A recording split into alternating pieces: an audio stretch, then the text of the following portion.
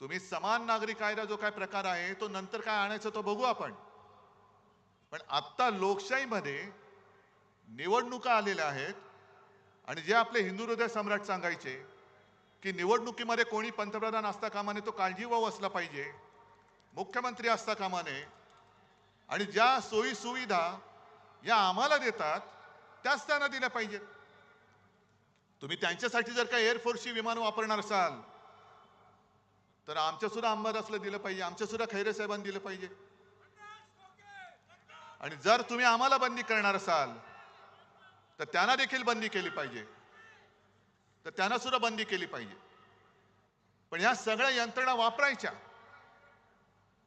जसं मी येतो लोकांमध्ये जातो, आज सुद्धा माझी तयारी, इकडे येऊन बसायला माझी तयारी, कारण मला भीती नाही माझ्या लोकांपासून. पण मोदीजी तुम्ही पोलीस बाजूला ठेवून जनतेत येऊन दाखवा ना. रस्त्यावरनं चालताना सुद्धा एकटे चालतात. म्हणजे संपूर्ण कडेकोट बंदोबस्त, खासगी वेशातले पोलीस, युनिफॉर्म मधले पोलीस गुप्तहेर फिरतायत. आणि तरी देखील ते सांगतात, आजच सकाळी पुढे बोलले ते की हे म्हणे मला संपवायला निघाले. अहो एवढे केविलवाणी तुम्ही काय झालात? एवढे केविलवाणी परिस्थिती काय दिली? संपूर्ण ताकद तुमच्याकडे. तुम्ही माझा पक्ष पळवलात, तुम्ही माझं चिन्ह चोरलत, तुम्ही माझी माणसं फोडलीत, तरी देखील तुम्हाला उद्धव ठाकरे पासून भीती वाटते. मग उद्धव ठाकरे बरा आहे की लोकांमधला? बरं भरकटलेत असे की आज नेमका एक रिपोर्ट त्यांनी जाहीर केलाय केंद्र सरकारने की गेल्या काही वर्षात मुसलमानांची लोकसंख्या वाढली. मोदीजी तुम्ही 10 वर्ष पंतप्रधान होतात, हे तुमचं यश आहे की अपयश आहे नेमकं? मुस्लिमांची लोकसंख्या वाढली म्हणजे तुमचं कौतुक करायचं का तुमचा आम्ही विरोध करायचा? काय आम्हाला तेच कळत नाही. तुमची 10 वर्ष होती, त्याच्या आधी इकडे देवेंद्र फडणवीसांची 5 वर्ष होती, त्याच्या आधी केंद्रात अटलजींचं सरकार होतं. मग नेमकं तुम्हाला मतं पाहिजे तरी कोणाची? म्हणजे कोण तुम्हाला खुश व्हायला पाहिजे? पण मोदीजी तुम्ही जी भाषा वापरत आहात ती तुम्हाला शोभा नाही देत. माझ्या हिंदुस्थानला आणि माझ्या महाराष्ट्रामध्ये तर ही भाषा चालूच शकत नाही, आम्ही खपूनच घेऊ शकत नाही. कारण हा महाराष्ट्र आणि हा मराठवाडा हा साधू संतांचा आहे, एकमेकाचा आदर करणार आहे. अरे पंढरपूरच्या वारीमध्ये सुद्धा फुगड्या वगैरे खेळल्यानंतर एकमेकाच्या पाया पडून आशीर्वाद घेण्याची, शुभेच्छा देण्याची प्रथा परंपरा आमच्या महाराष्ट्रामध्ये आहे. आणि नेमकं तुम्ही ठरवा काय करायचंय ते. आजपर्यंत तुम्ही सगळं फोडलत. शिवसेना फोडली, तोडलीत, राष्ट्रवादी तोडलीत, फोडलीत, तरी देखील कधी मला डोळा मार, कधी पवारांना डोळा मार. अहो आज सकाळी पवारांना डोळा मारला की या आमच्याकडे. एका ठिकाणी बोलायची नकली शिवसेना आहे, एका ठिकाणी बोलायचं नकली राष्ट्रवादी आहे, आणि मग म्हणायचं आजा मेरी गाडी में बैठ जा. एवढे घाबरलेत, एवढे घाबरलेत, कारण त्यांना कळून चुकलेलं आहे की आता हे परत दिल्ली बघत नाहीत आणि महाराष्ट्र तुम्हाला दिल्ली बघू देणार पण नाही. तुम्ही वेडवाकडं काही बोलताय. आम्ही कधीही तुमच्या कौटुंबिक किंवा खासगी जीवनाबद्दल बोललो नव्हतो, बोलण्याची इच्छा पण नाहीये. पण मोदीजी तुम्ही 2014 साली तुम्ही पंतप्रधान व्हावं ह्या पत्रावरती माझी सही घेतली होती, 19 साली घेतली, आणि काल तुम्ही जे बोलला ते मात्र मी तुम्हाला क्षमा करू शकत नाही. माझा महाराष्ट्र तुम्हाला क्षमा करू शकणार नाही, अजिबात नाही. तुम्ही माझ्या शिवसेनेला नकली सेना म्हणालात. एवढंच नाही, तुम्ही मला बाळासाहेबांचा नकली संतान म्हणालात. नकली संतान, नकली संतान बोलताय. अहो तुम्ही तुमचा आत्मा सैतानाला विकलात की काय? मोदीजी तुम्ही तुमचा आत्मा विकलात सैतानाला, जसं सगळं आदरणीला विकलात तसं. मग कशाला थेर करताय? बाळासाहेबांच्या आत्म्याला काय वाटत असेल खरंच विचार करा. 2014 साली होय माझ्या शिवसेना प्रमुख बाळासाहेब ठाकरे यांच्या शिवसेनेचा पाठिंबा तुम्ही तुमच्या बुडाला पंतप्रधान पदाची खुर्ची चिकटवण्यासाठी म्हणून घेतला होतात ना. मग 2014 साली ज्या दिवशी मी माझ्या तुळजाभवानीचं दर्शन घेऊन मुंबईला गेलो, नेमका त्याच दिवशी तुम्ही एकनाथ खडसेंकडनं फोन मला का करवलात की आपली युती तोडली म्हणून. तेव्हा तर मी युती तोडली नव्हती ना. 14 साली तुम्ही युती तोडलीत. काय वाटलं असेल बाळासाहेबांच्या आत्म्याला, तो विचार नाही केलात. 19 साली तुम्ही ज्या शिवसेना प्रमुखच्या खोलीमध्ये तुमचे ते दुसरे अमित शहा, बाळासाहेबांची खोली म्हणजे त्याला आम्ही मंदिर मानतो, त्या खोलीमध्ये त्यांनी ठरवलं होतं, कारण मी माझ्या वडिलांना शब्द दिलाय, माझी आई वडिलांची शपथ घेऊन मी बोललोय, आई तुळजाभवानीची शपथ घेऊन मी बोललेलो आहे की मी शिवसेना प्रमुखांना शब्द दिला त्यांच्या अखेरच्या काळात की मी आपल्या शिवसेनेचा मुख्यमंत्री करून दाखवेन आणि मी तो पुन्हा करून दाखवेन. मग तो शब्द तुम्ही तोडलात. काय वाटलं असेल बाळासाहेबांच्या आत्म्याला. बरं, परवा तुमचं जे काय माझ्याबद्दलचं प्रेम उतू जात होतं की तुम्ही मला ऑपरेशनचा सल्ला दिलात, हे तर झूटच आहे म्हणा, ते सोडून द्या. आणि मग तुम्ही माझी चौकशी करत होतात, पण माझी चौकशी करताना जेव्हा मी माझ्या हातपायांची हालचाल करू शकत नव्हतो, आज तुमच्या समोर उभा आहे, ते तुमच्या सगळ्यांचं प्रेम, आई वडिलांचे आशीर्वाद, आई तुळजाभवानीची कृपा म्हणून मी तुमच्या समोर उभा आहे. नाहीतर मी हलू शकत नव्हतो. खांद्यापासून पूर्णपणे माझी हालचाल बंद झाली होती. मोदीजी, त्याच वेळेला तुम्ही तुमच्या इथल्या या सगळे जे चेले चपाटे आहेत, जे आज उपमुख्यमंत्री आहेत, त्यांना पुढे करून माझ्या पक्षात गद्दारीची बीज रोवलीत. माझा जाहीर आरोप नाही, ही माझी माहिती आहे. मग तेव्हा बाळासाहेबांच्या आत्म्याला काय वाटलं असेल याचा विचार केलात. गद्दारी करून तुम्ही चांगलं चाललेलं महाविकास आघाडीचं सरकार पाडलं, तेव्हा बाळासाहेबांच्या आत्म्याला काय वाटलं असेल. आणि म्हणून तुम्ही हिंदू हृदय सम्राटांच्या आत्म्याची चिंता करू नका. त्यांचे आशीर्वाद जर नसते ना, तर आज तुम्हाला जे गुडघ्यावरती महाराष्ट्राने टेकवलंय, गुडघे टेकायला लावलेत, ते तुम्हाला टेकायला लागले नसते. आता मुंबईमध्ये रोड शो करणार आहेत, आले ना रस्त्यावर. 4 नंतर तर पूर्णच येणार आहेत. हा माझा महाराष्ट्र तुम्हाला रस्त्यावरती फिरवल्याशिवाय राहणार नाही. आणि आता तुम्ही जे काय तुमचं चाललंय, बरं काय वाटेल ते बोलतायत. राहुल गांधींनी म्हणे अदानी अंबानी बद्दल बोलायचं का सोडलं. आणि राहुल गांधींनी सांगायचं कि अडानी आणि अंबानींकडनं टेम्पो भरून पैसे कितना माल उठाया. मोदी जी, आप तो प्रधानमंत्री हैं. जब टेम्पो भर भर के पैसे जा रहे थे, काला धन जा रहा था, तो आपकी जो ईडी, इनकम टैक्स, सीबीआई वो क्या कर रही थी. का आमच्या गद्दाराच्या ठेल्यावरती गेले होते. जो गद्दार उभा राहिलाय त्याच्यासमोर गेले होते का, त्याच्या दुकानात गेले होते काय लिंबू पाणी प्यायला. जर तुमच्याकडे माहिती होती तर धाडी का नाही टाकल्या. आणि जर काळा पैसा टेम्पो भरून राहुल गांधीला गेला असेल, तर मग तुम्ही काळा पैसा नष्ट करण्यासाठी नोटबंदी केली होती, त्या अपयशाची मोदीजी तुम्ही कबुली दिलेली आहात. तुमचं सगळंच फसलेलं आहे, सगळंच फसलंय. देवेंद्र फडणवीस जे काय सांगतात की मोदीजींच्या इंजिनाला विकासाचे डबे आहेत. अहो, विकासाचं इंजिन डबे सोडून द्या. गेले 10 वर्ष आम्ही बघतोय नुसते डबेच लागतायत. पण तुमच्या डब्याला खाली भ्रष्टाचारांची त्याचं काय करताय तुम्ही. आणि संपूर्ण देशाने आता ठरवलंय की हे आता इंजिनच बदलायचे. गुजरातला पाठवून ज्या वाटेने तुम्ही आमचे गद्दार तिकडे नेलेत, त्याच वाटेने हे मोदीजींचं इंजिन सुद्धा गुजरातला पाठवून द्या. कारण 10 वर्ष नुसत्या वाफा नाही, नुसत्या थापा मारते, थापा. आज अंबादासजी, तुम्ही एक काम चांगलं केलं की आपल्या सरकारच्या काळामध्ये संभाजीनगरसाठी आपण काय केलं हे तुम्ही सगळ्यांना सांगितलं.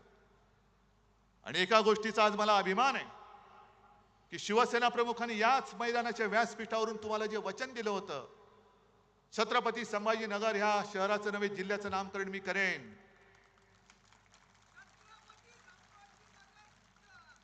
मला अभिमान आहे की त्यांचा पुत्र म्हणून मुख्यमंत्री असताना ते करण्याचं भाग्य मला लाभलं. आणि काल परवाकडे कोर्टाने त्याच्यावरती शिक्कामोर्तब केलं, याचा मला अभिमान आहे.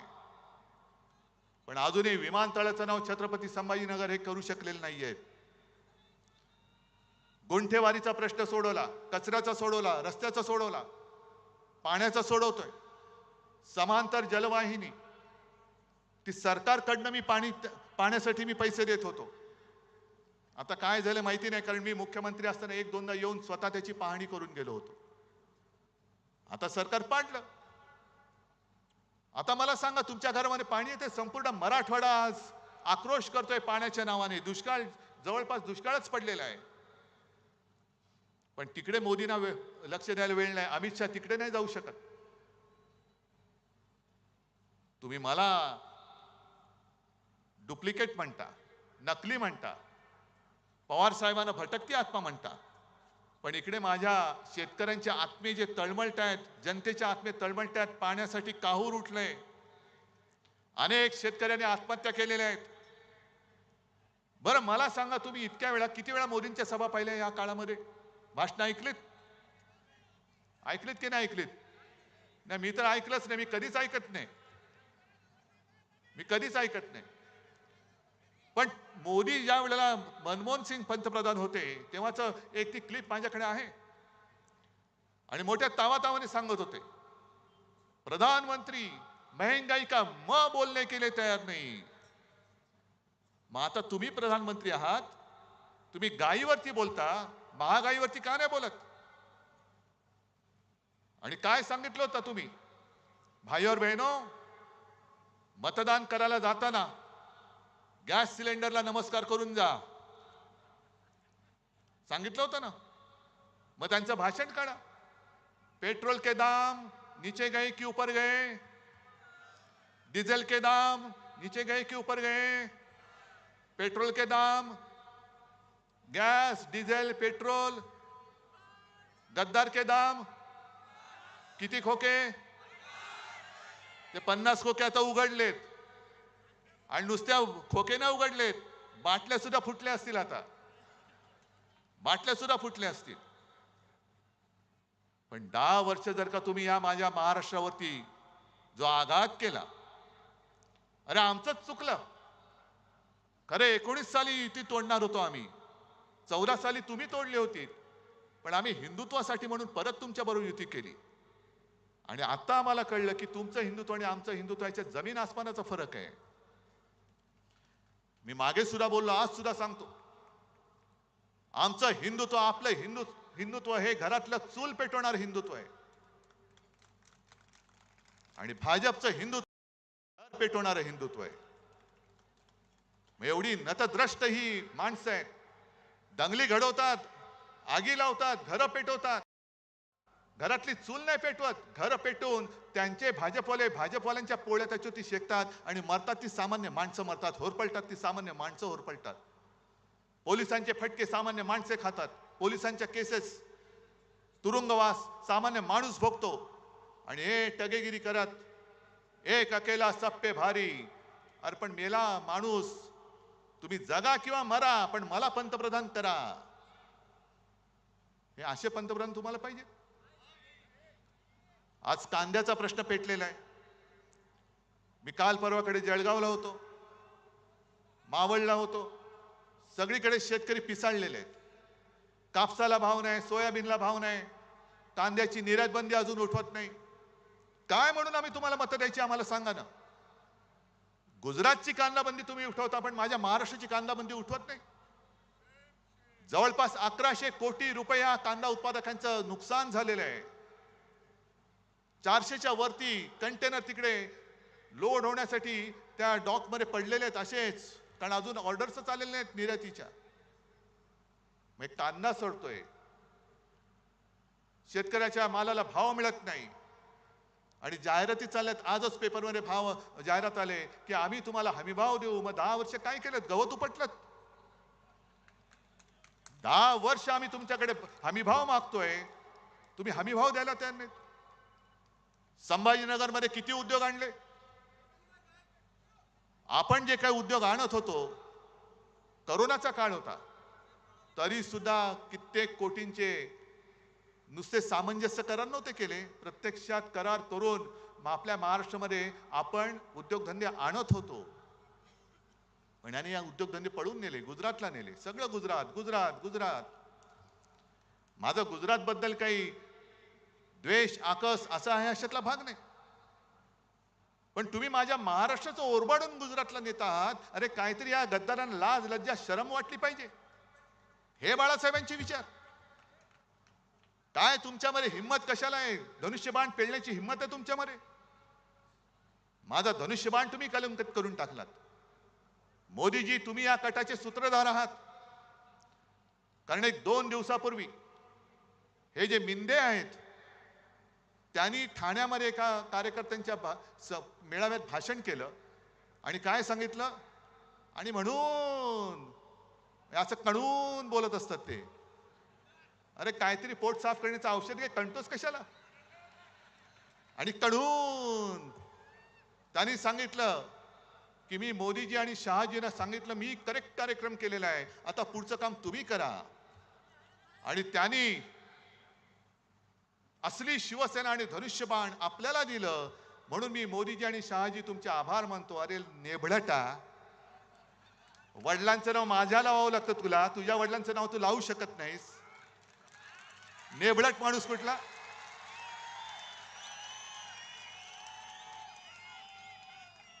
आणि हा कट कसा शिजला बघा. मोदी शहा म्हणाले होते की तुझं काम तू कर, आमचं काम आम्ही करतो, आणि ते पाठी उभे राहिले.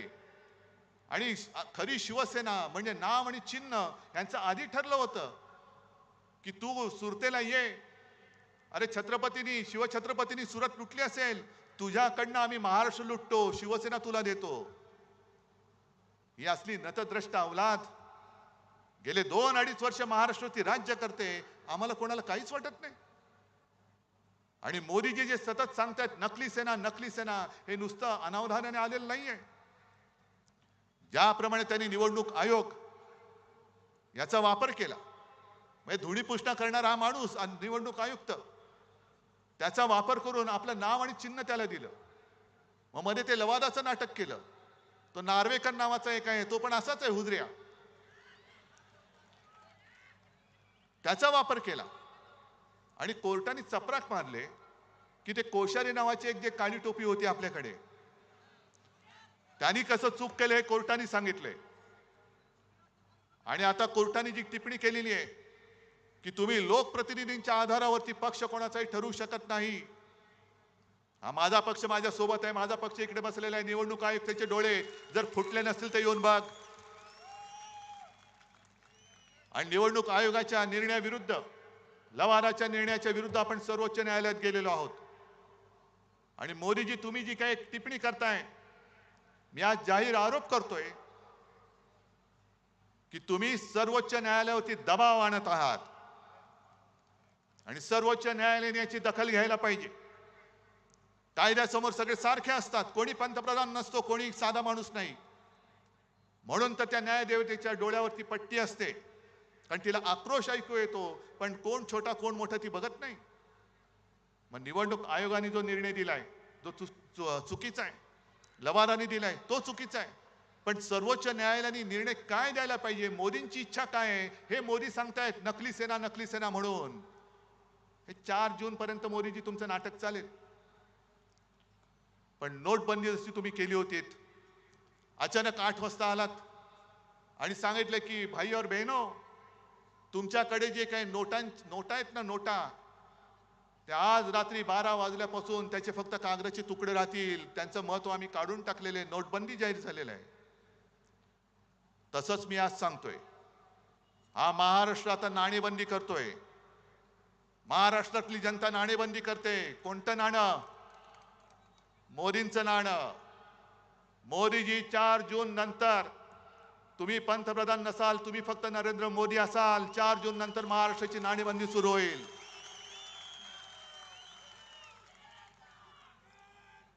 काय म्हणून महाराष्ट्राने तुम्हाला द्यायची मतं? गेले 10 वर्ष सातत्याने 40 पेक्षा अधिक जागा आम्ही तुम्हाला देतो आहोत, आणि त्याचे पान तुम्ही असे फेडता. शेतकरी आत्महत्या करतोय, बघायला वेळ नाही. उद्योगधंदे तुम्ही सरळ उचलून माझ्या महाराष्ट्रात बेकारी वाढते, महाराष्ट्र मेला तरी चालेल पण गुजरात जगला पाहिजे, ही तुमची वृत्ती. आम्ही आरक्षण देऊ, मग आजपर्यंत का नाही दिलं? आरक्षण हटवणार नाही, आजपर्यंत का नाही केलं? जालनाचाच जर का विषय काढला तर ते जरांगे पाटील उपोषणाला बसले होते. काय गुन्हा केला होता हो त्यांनी? का दरोडा टाकून बसला होता माणूस? तिकडे तुम्ही म्हणजे त्यांनी गोळीबार केलं, ते जरांगे पाटलांची गोळी काडतूस पण दाखवलं होती, टर्फल त्याचं.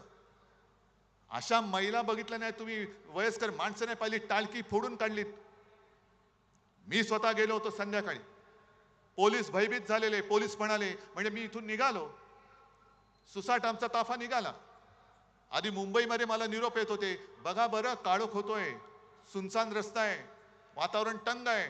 म्हटलं बघू ना काय तंग आहे, मी जातो ना माझ्या लोकांमध्ये, काय करायचं ते करतील माझं. आणि मी गेलो. मग निघाल्यानंतर एका एका पॉइंटला सगळे पोलिसांची वाहनं एका बाजूला थांबली. मी गाडी थांबवली, म्हटलं काय झालं? ते इन्चार्ज होते, धावत आले, साहेब ह्याच्या पुढे ना पोलिसांच्या बंदी आहे. म्हटलं थांबा इकडे, मी जातो.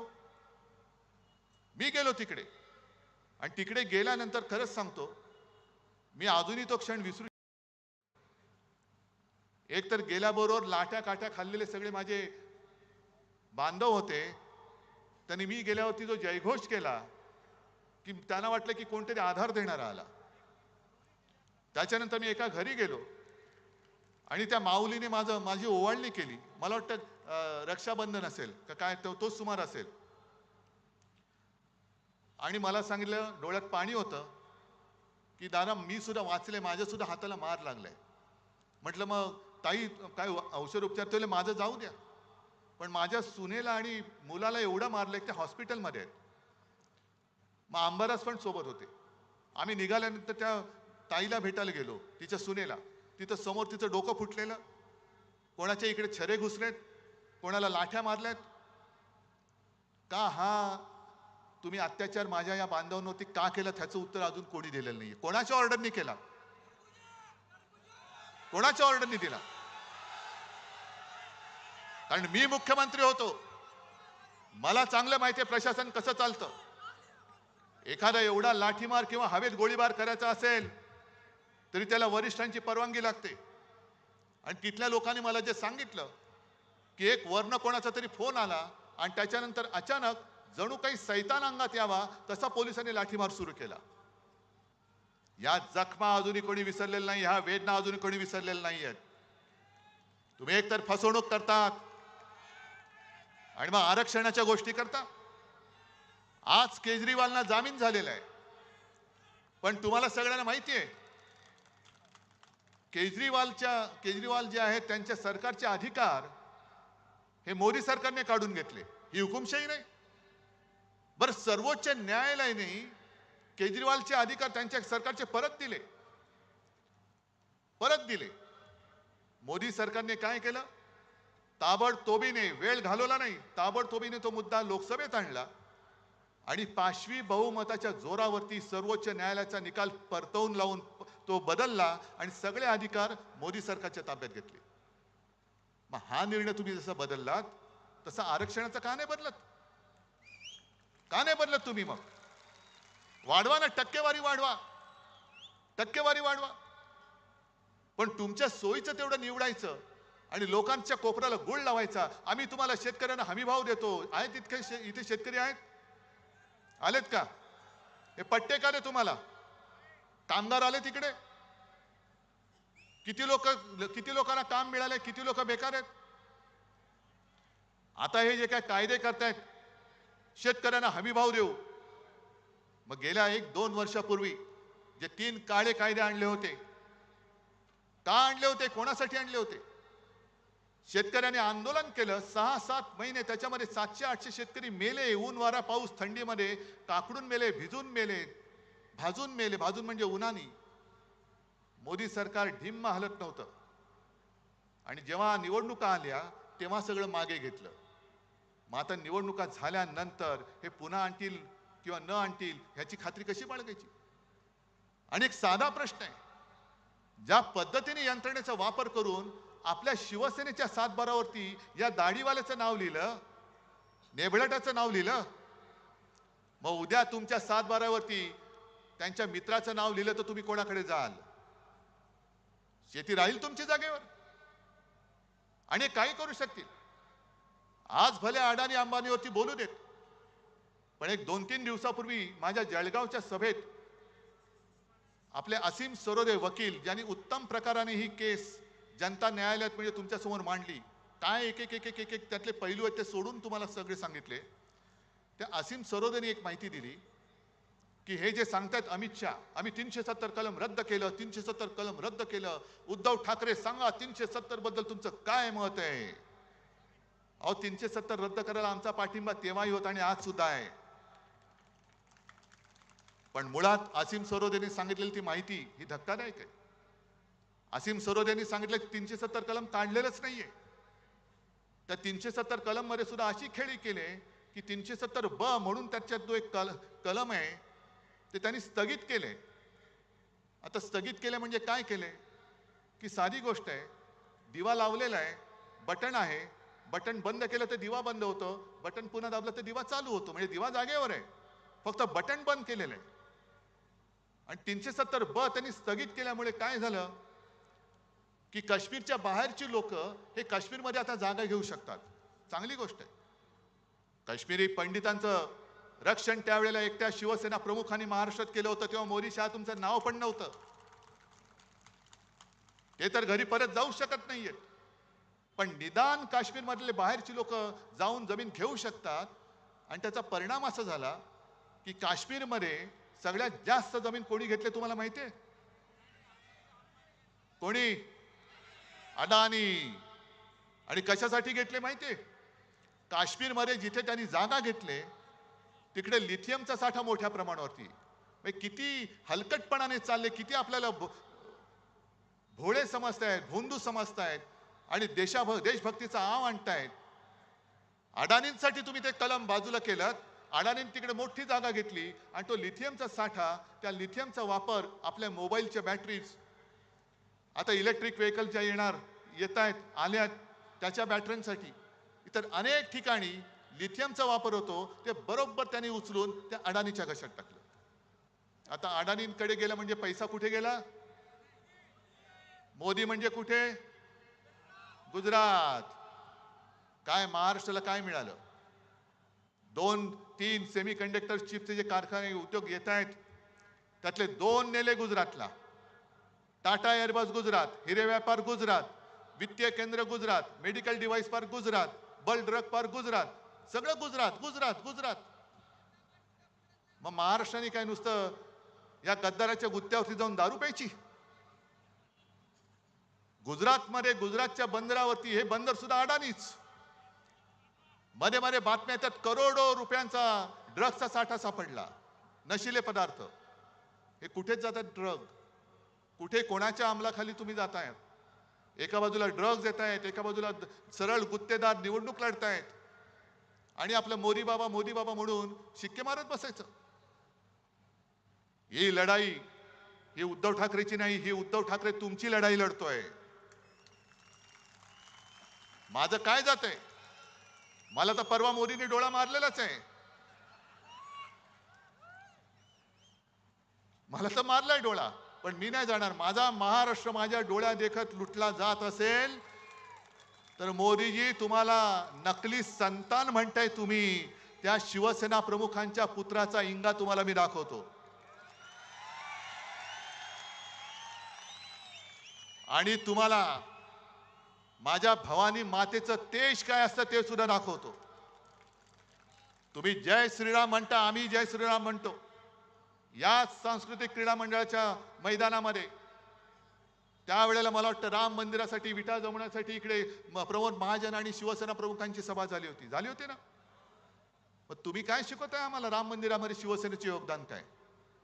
अरे प्रमोद महाजन जरी आज असते ना तर मोदीजी तुम्ही दिसला नसतात. आमचा एक अस्सल मराठी माणूस तिकडे पंतप्रधानपदी बसला असता. पण राम मंदिर म्हणून तुम्ही जे काय मिरवताय, राम मंदिर तुम्ही केलं नाहीत. उद्धव ठाकरे राम मंदिराच्या वेळेला आले नाहीत म्हणे रामाचा अपमान केला. तुम्ही काय मुहूर्त काढत बसता? तुम्ही द्याल तो मुहूर्त, नाही मानत मी मुख्यमंत्री होण्याच्या आधी सुद्धा राम मंदिरात गेलो होतो आणि मुख्यमंत्री झाल्यानंतर सुद्धा गेलो होतो. पण मला नाही आठवत देवेंद्र फडणवीस मुख्यमंत्री असताना कधी गेले होते. नाही, एवढी माहिती माझ्याकडे नाहीये. पण राम मंदिराचं तुम्ही घेताय. पण ज्या दिवशी राम मंदिराचा मुहूर्त झाला त्या दिवशी आपण कुठे होतो? नाशिकच्या काळाराम मंदिरात. आणि या काळाराम मंदिराचं एक ऐतिहासिक महत्व आहे. या काळाराम मंदिरात आपले महामानव डॉक्टर बाबासाहेब आंबेडकरांनी हा राम माझा सुद्धा आहे आणि मंदिरात जाण्याचा अधिकार माझा देखील आहे म्हणून तिकडे जाऊन आंदोलन केलं होतं. याचं कारण आज जे हे बुरसटलेले गोमूत्रधारी आहेत, जे स्वतःला हिंदुत्ववादी हिंदू समजतायत, हे बुरसटलेले गोमूत्रधारी, हे हिंदुत्व आमचं नाहीये. त्यांनीच डॉक्टर बाबासाहेब आंबेडकरांचा प्रवेश रोखला होता. आणि ज्या बुरसटलेल्या गोमूत्रधारेनी संत तुकारामांच्या गाथा बुडवल्या होत्या, तेच बुरसटलेले गोमूत्रधारी आज महामानव डॉक्टर बाबासाहेब आंबेडकरांनी लिहिलेलं संविधान सुद्धा बदलायला मागतायत. 400 पार म्हटल्यानंतर तुम्ही जो जल्लोष केला की तडीपार, कारण 400 पार का व्हायचं? यांना समोर विरोधक नकोय. जे हिटलरनी केलं होतं, जे पुतीननी केलं. आता पुतीनच्या इकडे निवडणूक झाली, 98% मतदान पुतीनला झालं. 98%. काय बोंबळला तुम्ही? सगळे विरोधक तुरुंगात टाकून दिले. काही जण तुरुंगात मेले, काही जण रहस्यमयरित्या मृत्यू झाला. पण आम्ही निवडणूक घेतली की नाही? 98% लोकांनी मतं दिलेत आम्हाला. ही अशी निवडणूक तुम्हाला उद्या पाहिजे? आज जे काय आम्ही बोलतोय, पोट तिडकीने मी बोलतोय. का मी आलो? कारण खैरेंसारखा एक निष्ठावान माणूस आज पुन्हा एकदा ताकदीने उभा राहिलेला आहे. जाऊ शकत होते ना, खैरे जाऊ शकत होते, अंबादास जाऊ शकत होते, घोडीले जाऊ शकत होते, कितीतरी लोक इकडे बसले ते जाऊ शकत होते. काय त्यांना खोके मिळाले नसते? बरोबर आहे, गद्दारी विकत घेता येते पण निष्ठा विकत घेता येत नाही. ती रक्तात असावी लागते. आमच्या रक्तात निष्ठा आहे. आणि बाबासाहेबांनी लिहिलेलं संविधान, एक साधा दलित कुटुंबात जन्मलेला माणूस, गरीब माणूस एवढा बुद्धिमान होऊ शकतो. आणि त्यांनी लिहिलेलं संविधान आम्ही पाळायचं, हे यांच्या बुरसटलेल्या मेंदूला झिंझिणे आणणार आहे. हे म्हणून यांच्या झिंझिणे आणल्यात. महाराष्ट्राचा आकाश आहे, हे संविधान बदलायचंय. आणि ही चाल, ह्या काही मला स्वप्न पडलं म्हणून नाही मी बोलत. त्यांच्याच काही खासदारांनी, आमदारांनी, माजी काही लोकांनी हे सगळं बिंग फोडलेलं आहे. आणि त्याच्यासाठी आपण लढतोय. म्हणून तर योग्य वेळेला मशाल आपल्या हातामध्ये आलेली आहे. योग्य वेळेला आलेली आहे. चोराच्या हातात धनुष्यबाण दिलंय आणि तुमच्या हातामध्ये मशाल आहे. ही मशाल ही आई जगदंबेची आहे. ते सगळे नाचतात ना गोंधळ घालताना सुद्धा, तसा हा गोंधळ मांडायचा. आता हा गोंधळ मांडायचा आहे. सगळ्या देवदेवतांना सांगायचं या गोंधळाला या. आणि देशाने खरं ठरवायला पाहिजे. मोदीजी, तुम्ही जे मला परत परत तुम्हाला का सांगतोय? कारण काँग्रेसचे कोणतरी एक जे पित्रोदा, त्यांनी का सगळ्यांची पित्र खाली आणली मला माहिती नाही. हा याच्यासारखा दिसतो. अरे दिसत असेल, तुझं काय जाते? पण ते बोलल्यानंतर काँग्रेसने त्यांना काढून टाकला. मग आता मला भाजपला विचारायचंय, मोदी शिवसेना प्रमुख आणि माझ्या माचा अपमान करतायत. मी पितृदेव भव, मातृदेव भव, गुरुदेव भव मानणारा संस्कार झालेला माणूस आहे. माझ्यावरती माझ्या आई वडिलांचे संस्कार आहेत. मोदीजी, कदाचित तुम्ही जन्म झाल्यापासून एवढे देशसेवेत मग्न झाला असाल की तुमच्या आई वडिलांनी तुमच्यावरती संस्कार करायला वेळच मिळाला नसेल. पण तुमची जी भाषा आहे ती पंतप्रधान पदाला शोभेशी नाही. ती तुम्ही माझ्या देशाची आबरू घालवताय संपूर्ण जगामध्ये. ही भाषा शोभत नाही तुम्हाला. जरा शिकवणी लावा.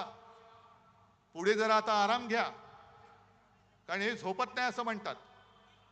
आणि जो झोपत नाही त्याच्या बुद्धीवरती दुष्परिणाम होतो. हे वैद्यकीय सत्य आहे. म्हणून भाजपला जो सुद्धा सांगतोय की तुम्ही आमच्यावरची जी टीका करता की इंडिया आघाडीकडे किती चेहरे आहेत, 5 वर्षाला 1 वर्षांनी पंतप्रधान बदलणार. अहो आमचं आम्ही बघू, पण तुमच्याकडे आता एक चेहरा आहे, तोच तुमच्या डोईजड झालाय. आता तुमच्याकडे दुसरा चेहरा कोण? कारण हा चेहरा तुम्हाला विजय नाही मिळवून देऊ शकत. 10 वर्ष झाली, हा चेहरा आता घासून पुसून सगळा झाला. याच्या थापा ऐकून आम्ही आता कंटाळलो. आता भाजप समोर प्रश्न आहे की उद्या काय करायचं. कारण 2009 ला सुद्धा मोदीजींनी 200च्या वर सभा घेतल्या होत्या देशात, पण जिथे जिथे सभा घेतल्या तिकडे भुईसपाट झाला होता भाजपा. सगळीकडे भुईसपाट. म्हणून मोदीजी, तुम्ही कधी काळी आमचे स्नेही होतात, मध्ये मध्ये तुम्हाला सोयीप्रमाणे आमचं प्रेम येतं. म्हणून तुम्हाला मी खरंच हात जोडून विनंती करतोय की जरा थोडं शांत राहा. डोक्याला पातंजलीचं तेल रामदेव बाबांकडनं घ्या, कपालभाती करा. थोडा विलंब झाला तरी चालेल, पण आता अनुलोम विलोम करा. आणि आता जरा घ्या, वानप्रस्थाश्रमाकडे तुमची आता पावलं पडतायत. हळूवार तिकडे मार्गस्थ व्हा, पण माझ्या देशाची वाट लावू नका आता कृपा करून. अजिबात देशाची वाट लावू नका. आणि म्हणून अशा माणसाच्या हातात जे वाटेल ते बोलतायत, कधी हिंदू मुसलमान, कधी कोण काय खातंय, कोणी काय करायचं, अशा माणसाच्या हातात परत आपलं भविष्य तुम्हाला देणं मंजूर आहे काय? मग या वेळेला तुम्ही काय करणार आहात एकदा जरा ओरडून सांगा. आणि जरा आपल्याला आपल्या गाण्यातला तो एक शब्द ज्याच्यावरती आक्षेप घेतलाय, तो जरा एकदा जोरात घोषणा द्या.